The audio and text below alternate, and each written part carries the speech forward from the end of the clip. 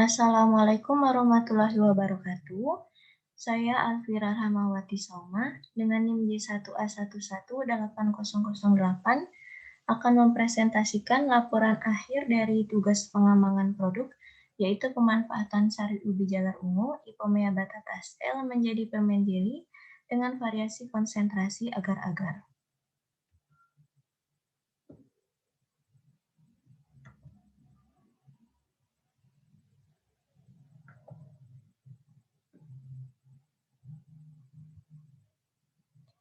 Terdapat beberapa subbab, yaitu pendahuluan, analisis SWOT, metodologi penelitian, biaya dan jadwal kegiatan, hasil dan pembahasan, analisis ekonomi, serta kesimpulan.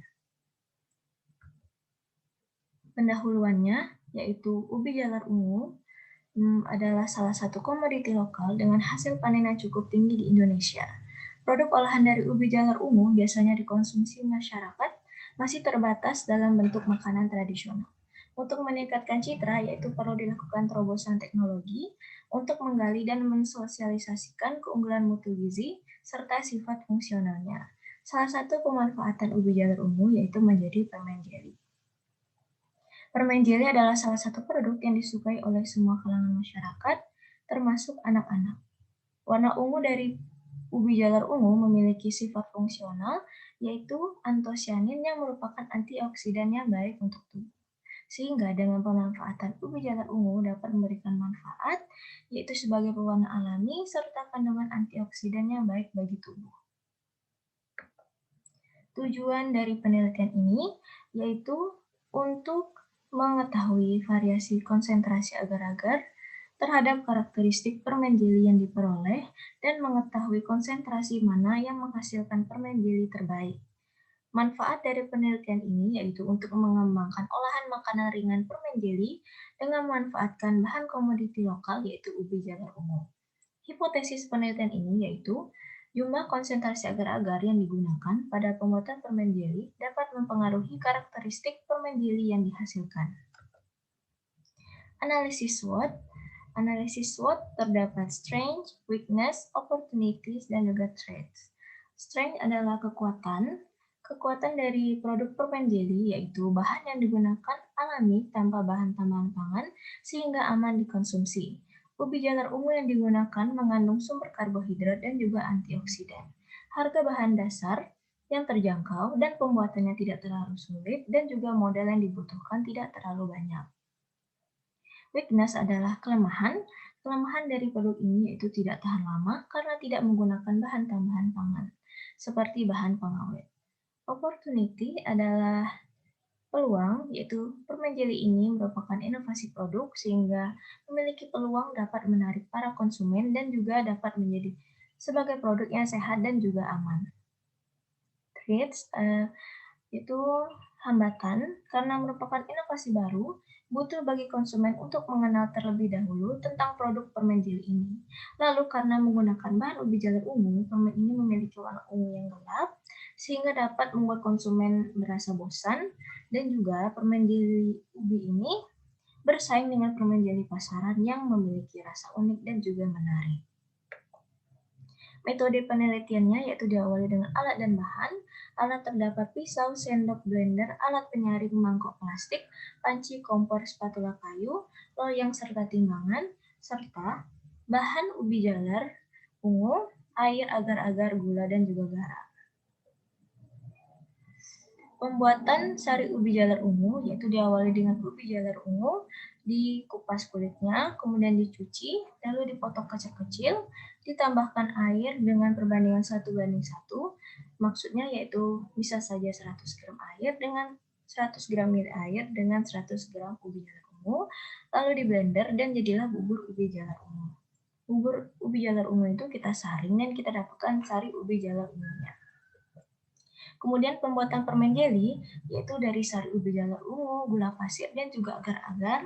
Kemudian semua bahan dimasukkan ke dalam panci dan dimasak hingga mendidih lalu mengental. Setelah mengental, lalu kita dinginkan sebentar agar uap panasnya keluar. Lalu kita masukkan ke loyang hingga mengeras dan jadilah permen jeli. Rancangan percobaan yang digunakan pada penelitian ini adalah rancangan acak lengkap dengan menggunakan konsentrasi agar-agar sebagai perlakuan yang terdiri dari 3 taraf, yaitu 6%, 8%, dan 10%. Faktor konsentrasi agar-agar dapat dilihat pada slide berikut ini. Lalu kemudian uji organoleptik dan analisis data.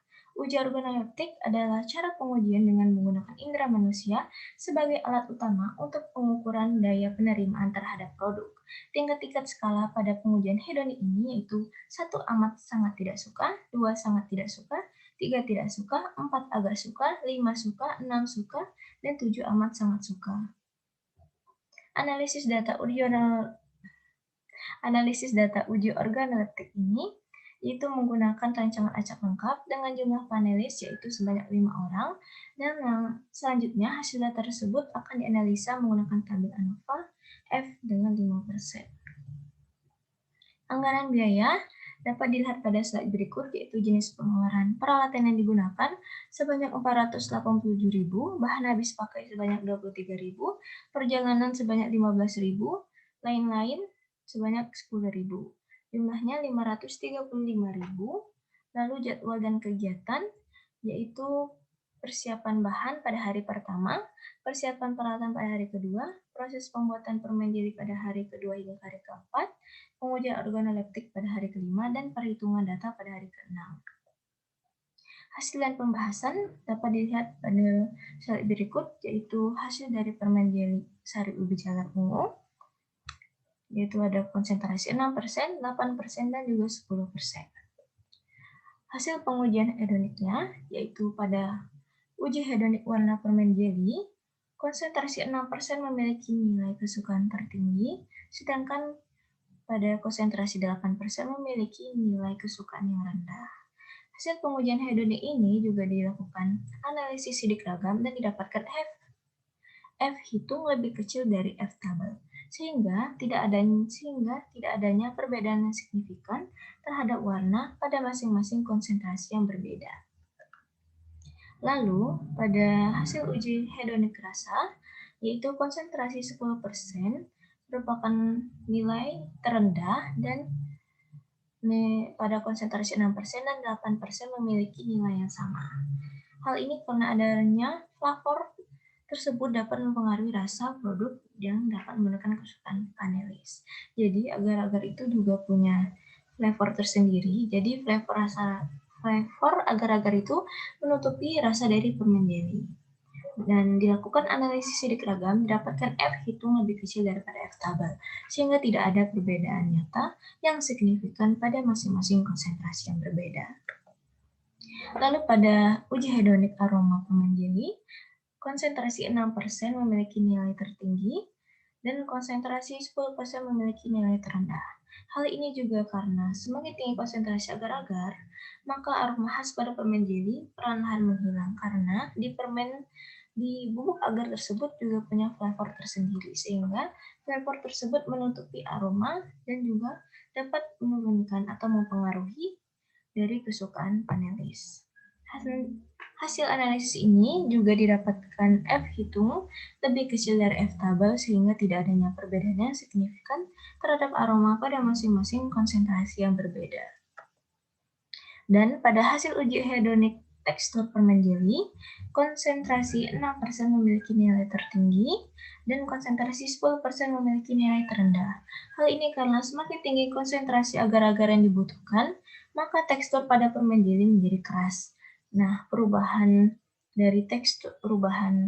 tekstur ini dapat mempengaruhi kesukaan dari panelis.